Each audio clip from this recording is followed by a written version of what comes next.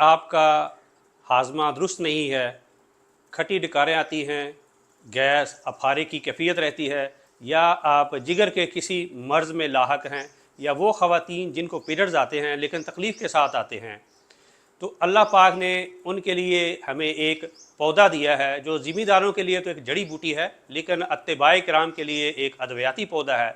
उसका नाम है मको, जिसको यहाँ हम मकामी ज़ुबान में पीलक भी कहते हैं, पीलू भी कहते हैं, जबकि हम साइंसी ज़ुबान में उसे सोलैनम नाइग्रम कहते हैं। और वो पौधा है मेरे सामने यहाँ पे आपको गमले में नज़र आ रहा है, ये वाला पौधा सोलैनम नाइग्रम है। बिस्मिल्लाहिर्रहमानिर्रहीम। मुअज़्ज़ज़ अत्तबाए किराम व दीगर नाज़रीन, अस्सलामु अलैकुम।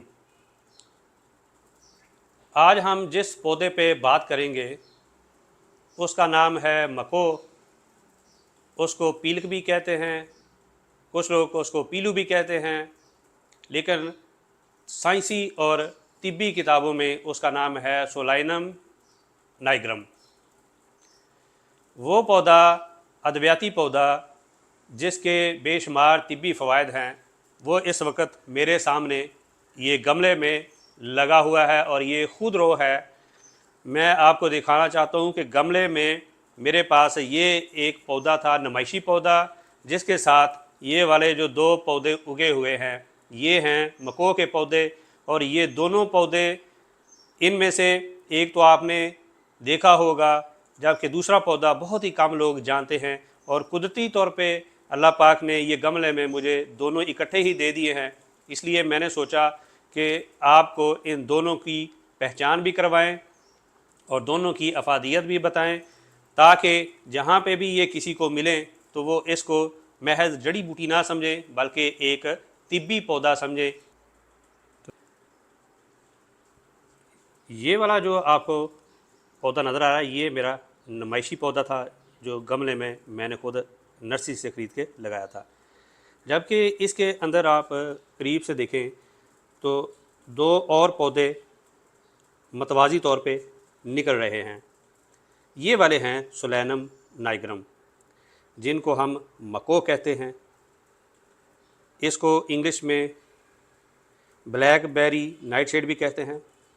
मकामी ज़ुबानों में इसके मुख्तलिफ नाम हो सकते हैं, लेकिन ये जो पौधे हैं दोनों कुदरती तौर पे यहाँ पे उगे हैं गमले में।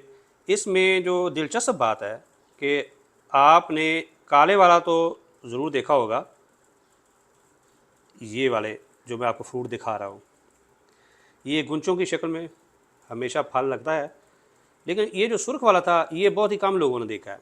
दोनों ही एक ही चीज़ हैं, दोनों ही सोलैनम हैं, मको हैं, लेकिन दोनों मुख्तलिफ स्पीशी हैं, एक ही जिन्स से ये तल्लुक़ रखते हैं, यानी इनका ख़ानदान एक ही है, दोनों की अफादियत भी एक है, लेकिन ये वैराइटीज़ दोनों डिफरेंट हैं। तो इसलिए ये अत्तबाए किराम के लिए भी एक दिलचस्प बात होगी कि दो बेरीज़ वाला आपको मैं दिखा रहा हूँ। ये बेरीज़ अगरचे दोनों मुख्तलिफ रंग की हैं, लेकिन इनको फूल एक ही रंग के लगते हैं और वो हैं सफ़ेद रंग के। और ये भी याद रहे कि जिस मको को सफ़ेद रंग के फूल लगते हैं उसी का ही आपने ये बेरीज़ खानी है। इसके अलावा कोई और रंग के फूल लगें तो वो बेरीज़ नहीं खाई जाती। अच्छा, और इसमें एक बात है कि चाहे ये सुर्ख बेरीज़ है या ये ब्लैक रंग की बेरीज़ हैं, ये गुच्छों की शक्ल में लगती हैं।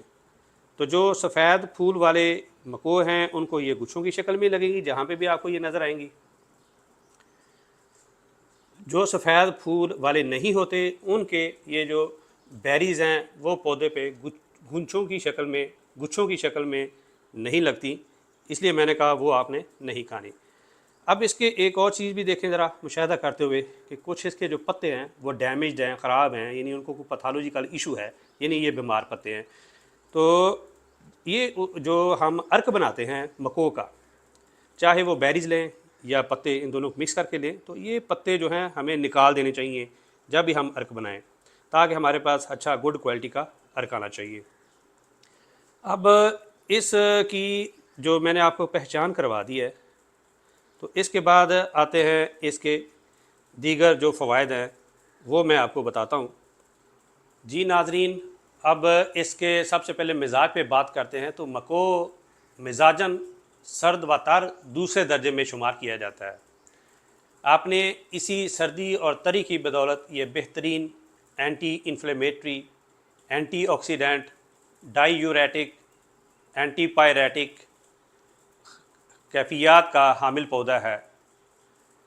तो जिन लोगों को जिगर का कोई मर्ज़ लाहक हो या मैदा ख़राब रहता हो, खांसी आती हो, या वो ख़वातीन जिनको पीरियड्स आते हैं लेकिन तकलीफ़ के साथ आते हैं, उनके लिए इसका बेहतरीन हल इसके पत्तों और इसकी बेरीज़ में है। लेकिन इस पौधे की जड़ें भी इस्तेमाल होती हैं और इसके फूल भी इस्तेमाल होते हैं।